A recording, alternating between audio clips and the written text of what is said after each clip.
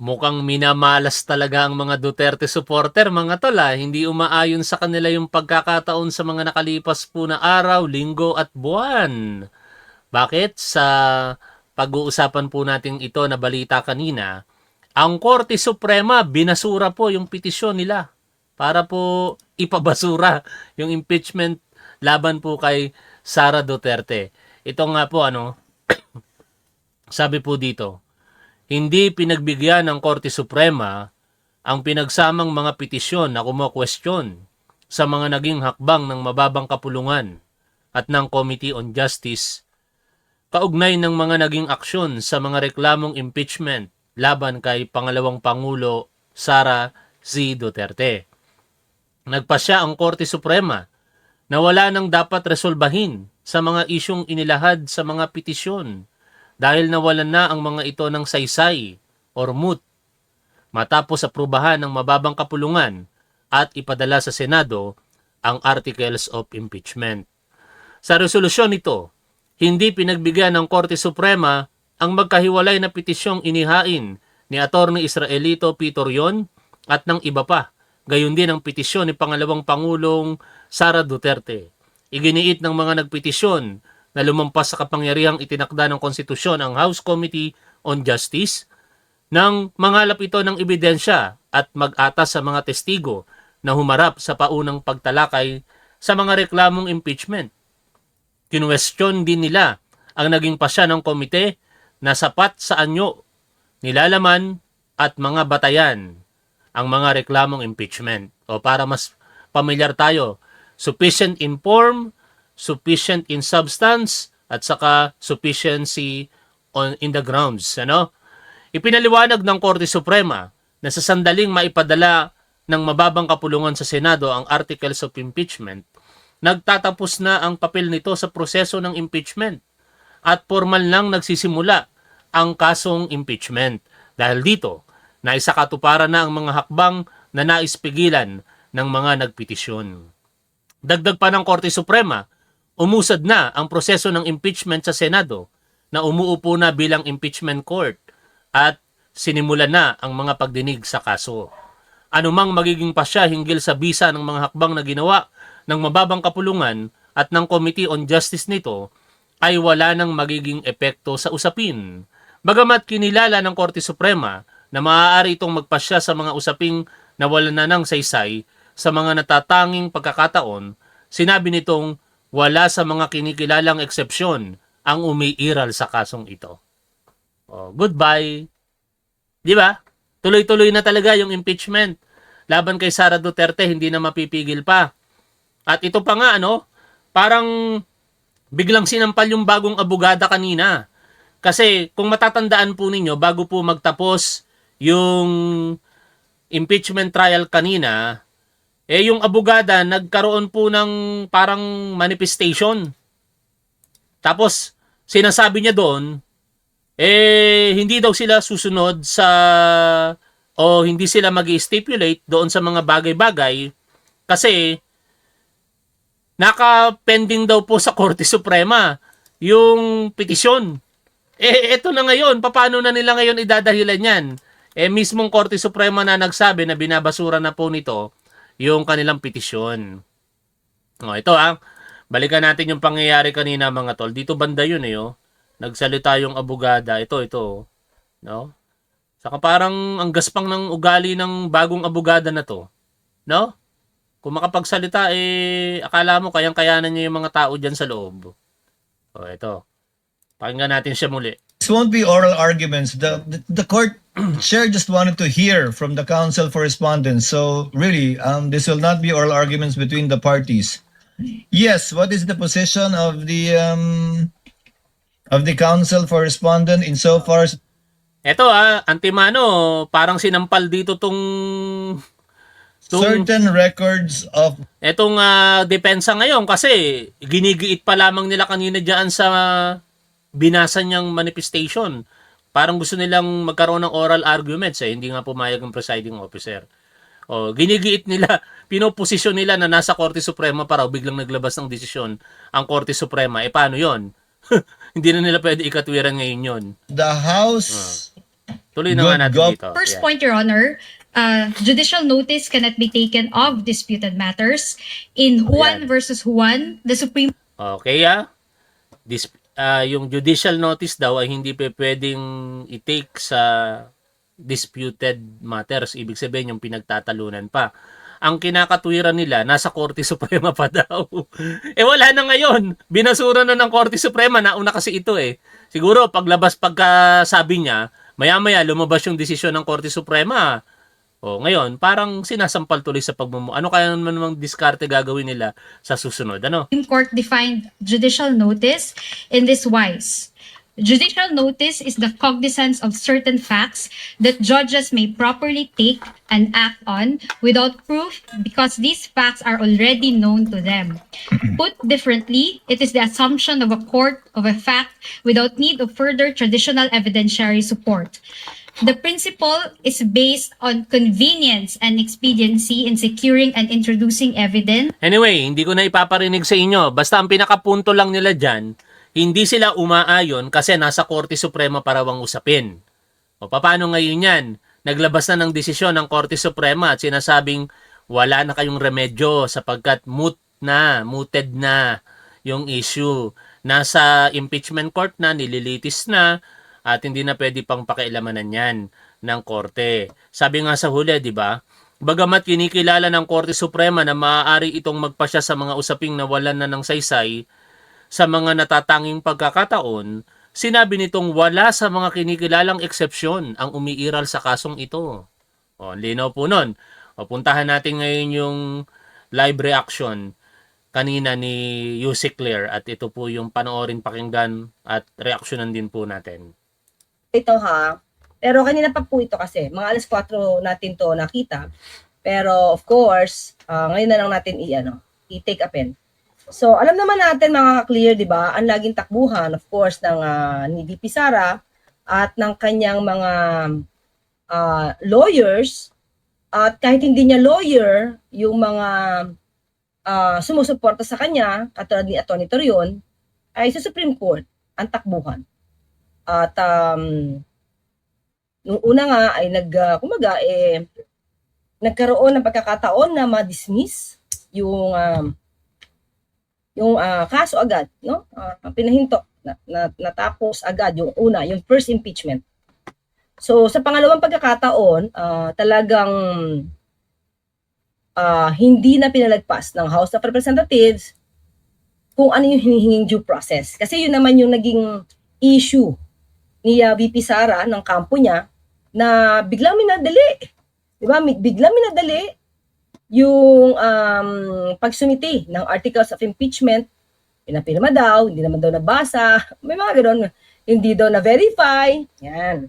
So, naging issue yan, at yun ay nagkaroon nga ng Supreme Court decision, yung una, sa first impeachment, na kailangan ng due process, maraming mga guidelines, no, na binigay ang Supreme Court. At sa pangalawang pagkakataon, ay ito naman ay sinunod ng House of Representatives. Pero, Committee on Justice. Pero, syempre, meron pa rin reklamo. Diba? May reklamo pa rin ang kampo ni VP Sara at sinasabing may fishing expedition. So, share natin. Ayan. Dito mga clear. Ayan. VP Sara files petition at SC to stop impeachment moves against her. This was February 19, 2025. Hindi pa pala to. Sorry hindi pala. Pangalawa na tayo. Sige lang It's 2019. Hindi ito. Ito yung sa una no? Ito yung sa una. Wait. Well, anyway. Okay. Nasaan na ba yung una niyang pinail? 2025. Dapat 2026 na. Ito ba yun? Tingnan po Ito. Mas bago. Tama ba? Wait lang. 2026 July, iba, July 7. Okay, teka lang po Pero, ano ba nila pinail? Oo nga, tama. July 7 nga. Wait lang. Sa July, ayan, dito tayo. Tingnan natin. Ayan, VP Duterte's camp as Supreme Court anew to stop impeachment trial. Okay? Okay, basahin natin. Ay, sorry. Yan. Okay, so,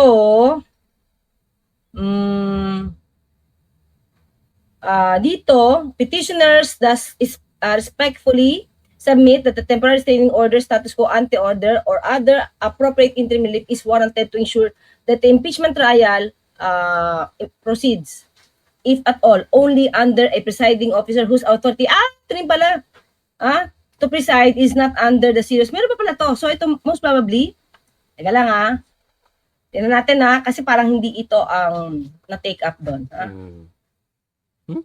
Okay? Punta na lang natin dito. Sige. Punta na lang. Yung na-take up is yung isinumite ni na Attorney Israelito Torion na petisyon, no? Siyempre kasama yung kay Sara Duterte. May pahabol yata itong sa huli yung pinakita ni Yussi Claire. Pero malinaw na ang layunin nila pigilan yung impeachment at hindi sila nagtagumpay sapagkat yung Korte Suprema ay hindi umayon sa kanilang kahilingan, no? Sinasabi ng Korte Suprema na the moment na nai-transmit yung articles of impeachment sa Senate of the Philippines at nabuo ang impeachment court at ngayon nga dinidinig na, mooted na, no? Hindi na pwede pang pakialamanan pa. Sige, tuloy po tayo sa pakikinig kay Yussi Claire. Na anumang magiging pasyon nito hinggil sa mga naging hakbang ng Kamara at ng House Committee on Justice ay hindi na makaka-apekto sa PIN. Kabilang nga sa mga ibinidurang petisyon ang inihain ni Attorney Israel Torion at iba pa, gayon din ang iwalay na petisyon ni Vice President Duterte. Iginit ng mga petitioner na lumampas umano sa kapangyarihang ipinagkaloob ng konstitusyon ang House Committee on Justice ng mga lapito ng ebidensya at magpatawag ng mga testigo sa paunang pagtalakay sa mga reklamong impeachment. Question din nila ang naging pasya ng komite na sufficient in form, substance at grounds ang mga nasabing reklamo laban sa pangalawang Pangulo. Yan ang balitang kumpirmado, sigurado. Ito ang... Okay mga clear, so para mas maliwanag wait. Ma'am, continue nyo po para maintindihan ng tao na hindi hindi maganda maging leader ang mga Duterte. Ma'am, continue nyo po para maintindihan ng tao na hindi maganda maging leader ang mga Duterte. Okay, Jerry. Tama ba? Jerry Ma Libiran. Yan. Thank you. Okay, may papakita ko So, para mas alam niyo yung context. Okay. Dito, August 5. Sorry.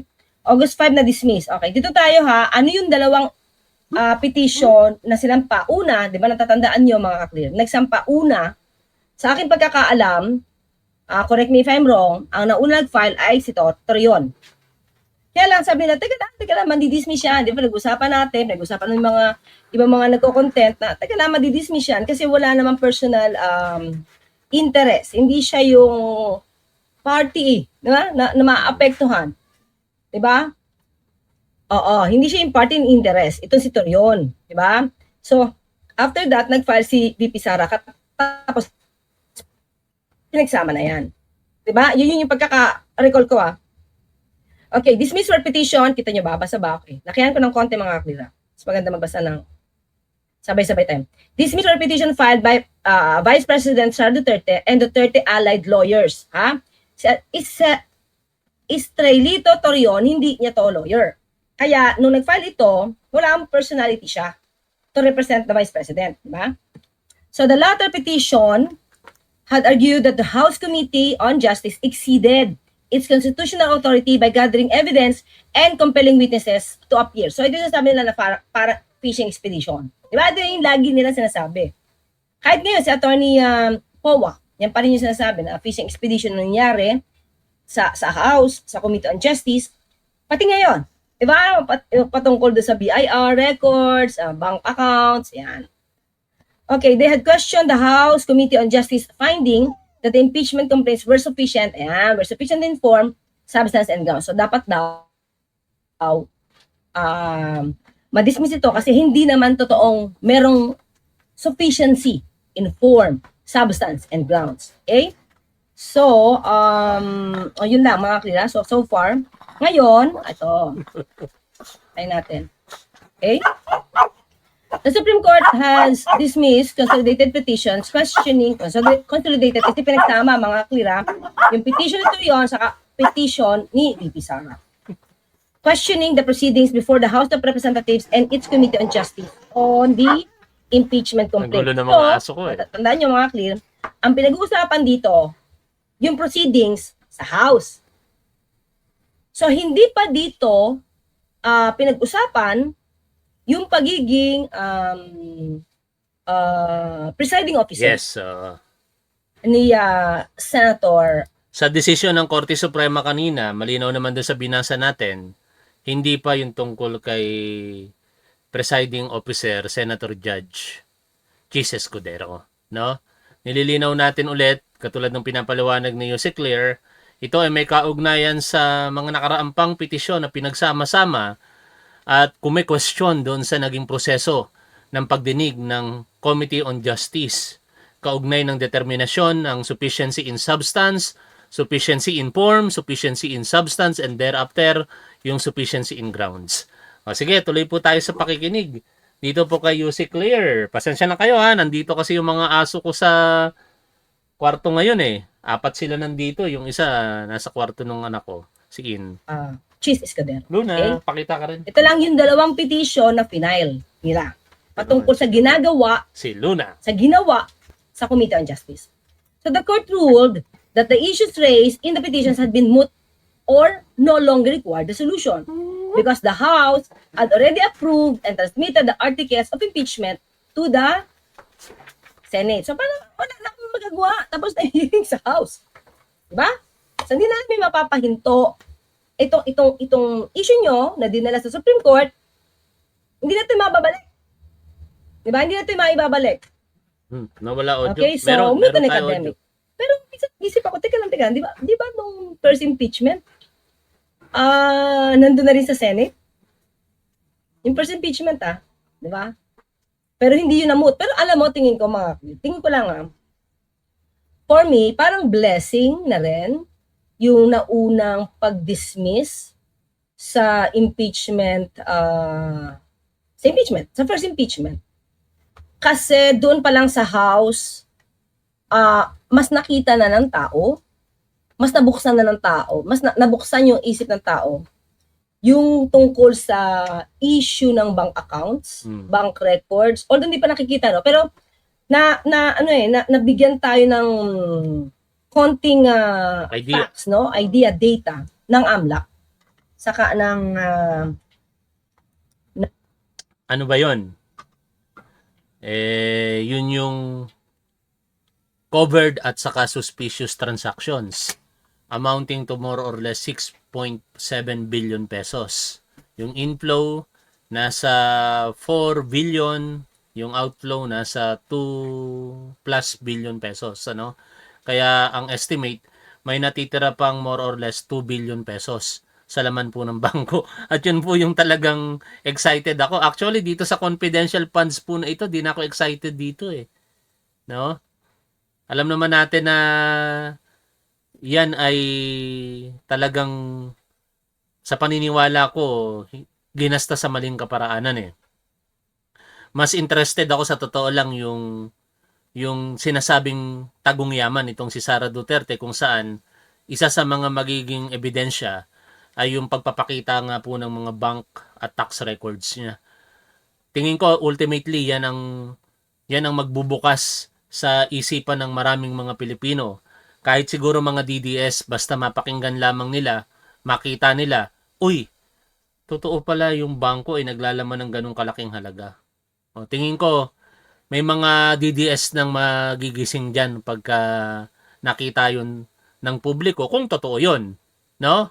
Kung totoo yun. Kasi kung paglabas naman ng bank at tax records, wala naman palang ganon, paano pa natin makukumbinse ang mga DDS na imulat ang kanilang mga mata? Pero malamang sa malamang totoo kasi imposible naman mga tol na magkaroon ng inflow at outflow ng ganong kalaking halaga ng pera sa bangko ng mga Duterte, particular sa mag-asawang ito, si Sara at si Mans Carpio, kung yung yaman po nila ay ganun lamang sa ipinapakita ng kanilang SALN. Yung SALN wala pa nga yatang 100 milyong piso. Samantala yung nagpasok at naglabas na pera sa mga bangko nila, bilyon-bilyon po ang pinag-uusapan. ng COA, 'di ba? Patungkol doon sa mga pare-parehong pirma. 'Yon. So, 'di ba? Magandang ano 'yan, eh. Maganda na rin naging nangyari na 'yon. Okay? So, ayan. Ito, last March pala sila nag-file. March 25, 2026. Trion and other Duterte allied lawyers had asked the High Court to issue temporary restraining order to block the House's impeachment proceedings against the Vice President. So, siya na una. Duterte in her petition argued that the complaints against her were invalid due to alleged violation of the one-year bar rule. So, wala na ito pag-usapan. And that the referral of the complaints was invalid since it was only done by the Rules Committee and not the House as a collective body. Yan. So, anyway, lahat ng ito ay hindi, nabasura na, nalibing na. Okay? Pero, minsan, iisipin natin mga ka-clear, di ba? Matagal mo nang gusto na mag-present ng evidence, ito si VP Sara, sa proper forum. Di ba? So, nakapagsampa na siya, nakapagbigay na siya ng appeal sa COA, pero na-dismiss ito. At yun nga, ang sabi kanina din ng witness from the COA na yung pag-dismiss, no? Yun na notice of disallowance, lalo na na-dismiss yung appeal, kailangan ibalik mo na yung pera. Di mo na kailangan hintayin ang decision ng Supreme Court.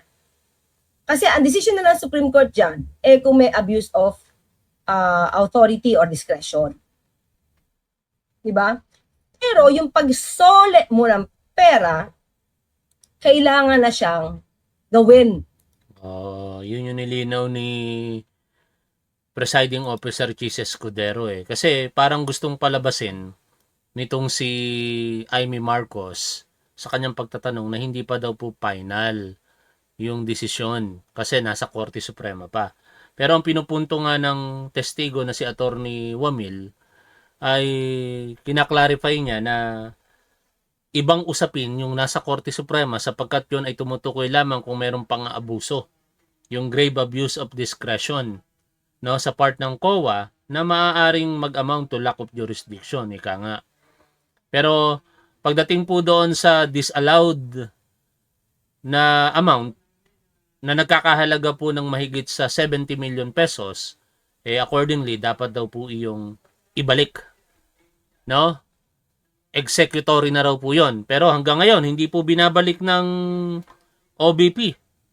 Siguro, umaasa pa rin sila na baka magkaroon ng pagbabago pagdating po sa impeachment, pagdating po sa korte, magdesisyon ng Korte Suprema. At baka isipin nung iniisip ng kampo ni Sara Duterte, babalik ta rin ngayon ng Korte Suprema yung disallowance na ginawa ng Commission on Audit. Pero mukhang hindi po pakikialamanan yun ng Korte Suprema dahil unang-una, ang pinupunto nga po ni Attorney Wamil, ang usaping facts hindi po tinatalakay ng Korte. Yan po ay tinatalakay sa mga lower courts or sa iba pang mga proper tribunal, which in this case, yung COA. No? Hindi na kasi makikita yun ng korte. Kaya ang titingnan na lamang ng korte, kung meron bang pang-aabuso na nagawa, ang COA para ma-invalidate yung kanilang naging desisyon. Ngayon, sa ibang punto mga tol, may mga kumalat na rumors prior to day 13 nitong impeachment ni Sara, di ba? Tungkol nga po iyon sa di umano yung pagkaka-aresto kay Bato de la Rosa. Maisingit na natin ito. Ngunit, sabi nga ni Yusek Claire, yun daw ay panggugulo lamang sa impeachment at marami rin nagsasabi na para lamang daw i-divert ang atensyon ng publiko away from impeachment trial. Sa puntong ito, pakinggan po natin yung naging interview kay Ronald Llamas. Kaugnay po ng rumors na yan sa pagkaka-aresto di umano kay Bato de la Rosa.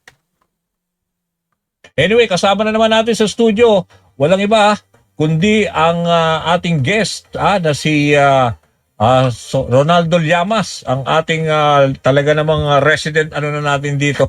Strategy sa article of impeachment na ito na prosecution Article 1. ay mas yung mga documentary evidence, di ba? Mas nag-emphasize sila sa mga COA reports, no, sa mga financial reports, tax reports, no. Doon sila nag-emphasize. Dahil sineset nila yung template muka doon sa mas explosive na smoking gun, no, para patunayan na based dito sa mga datos na ito ay merong nangyaring mga anomalya. At papunta na sila ron. Kaya nga, lumalabas na yung mga testigo ng COA. Sinimulan nila dun sa dating head ng IGPO, ng COA, tungkol sa Intelligence Fund. At ngayon, si Wamil. Tapos ngayon, pupunta na sila dun sa present.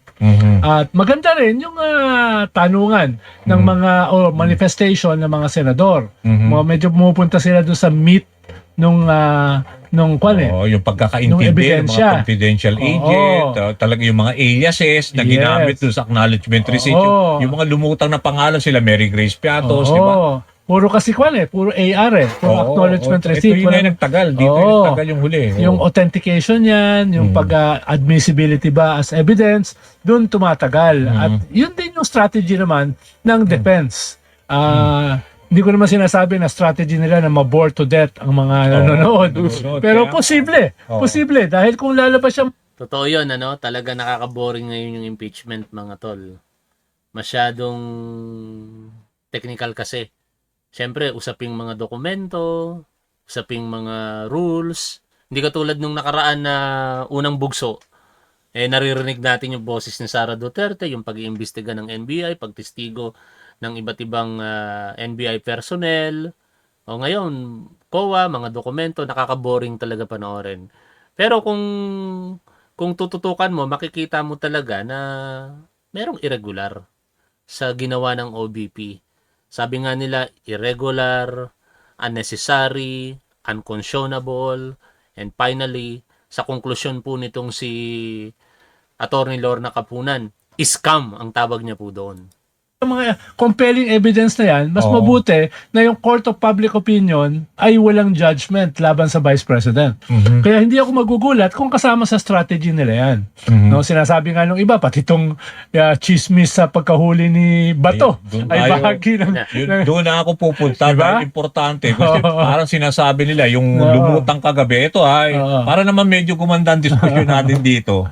Kaya doon lumutang yun, parang diversionary tactic dahil sa nangyayari ngayon, para hindi na yung mga tao hindi nila malaman in totoo nangyayari dyan sa mga, let's say, disbursements, so yung mga questionable na mga accountability, di ba? Kaya itong Bato de la Rosa, na lahat naman ay nasundan sa social media na naaresto raw kagabi. Pero hindi totoo, di ba? Hindi totoo. Pero ang pinanggaling, kaya siguro ganun yung suspect. Ang mahirap kasi dyan, sinakyan nila Richard A. Darian eh. Sinakyan din itong si Ronald Llamas, nauubo ako. No? Si Richard A. Darian nga, paniniwala niya, na-aresto talaga eh. Pero sabi naman ni Atty. Jesus Parsis, finally, malalaman natin yan bukas. Kasi kung sakaling na-aresto talaga at nilipad si Bato de la Rosa papuntang Hague, Netherlands, bukas darating yon. At pagdating doon, sigurado ko kumpirmahin yon ng International Criminal Court. Kaya hanggang bukas, tingnan natin kung may katotohanan yung sinasabi nila Richard A. Darian, pero mas marami nang naniniwala ngayon na yan po ay hindi totoo at diversionary tactics para iligaw ang atensyon ng publiko mula sa impeachment ni Sara Duterte. Saka siguro for consumption po yun ng mga DDS na kapag ang balita laman ay si Bato de la Rosa, hindi sila mag-i-intend pang alamin kung ano yung nangyayari sa impeachment ni Sara, bagkus kukuha ito ng traction para ang pag-usapan si Bato de la Rosa at makakuha pa ng simpatiya. No?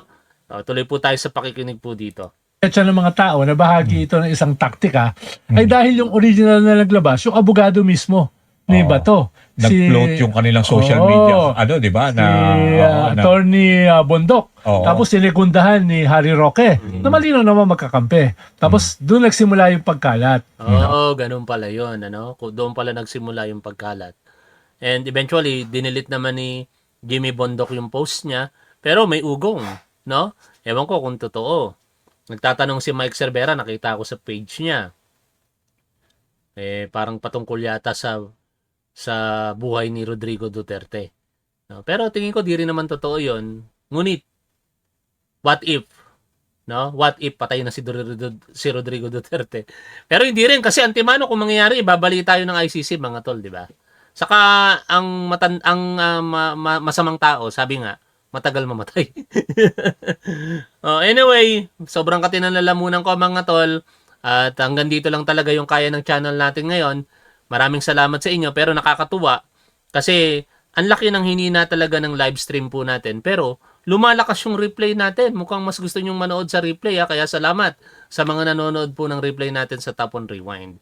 Shoutout po sa inyong lahat. Lagi po nating tandaan kung ano ang tama at dapat, doon tayo. Keep safe. See you always. Bye for now mga tol.